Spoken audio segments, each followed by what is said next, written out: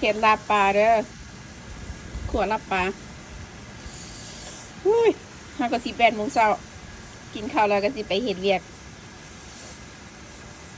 กวนชาวบ้านชาวเมืองเขาอีกแล้วค่อยบุกล้ากินดิบเดินลาบปลาอยู่อเมริกานี่ก็บ่ฮู้มันจะมากินซุปหัวมันแซ่บวะกินดิบก็ได้แต่ว่าบ่ค่อยมักปานใดแต่ซุปนี่คือว่ากินแล้วมันแซ่บกวนชาวบ้านชาวเมืองเขาออกไปเฮ็ดเวียกเฮ็ดงานเดี๋ยวพี่น้องเอ้ยข่อยอยู่วิสคอนซินนี่หนาวยังหนาวอยู่เดือน4ละเดือนเอโปรละยังหนาวอยู่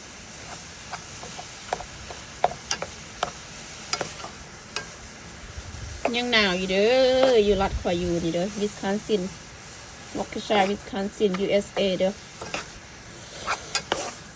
ยังหนาวอยู่อุ้ยไปใส่ละโอ้ยตกไปละตอนนึงอันนั้นกินข้าวแล้วก็สิไปอาบน้ำแล้วก็สิไปเวียกเข้าเวียก9 โมงมีเวลาอยู่อุ้ยหอน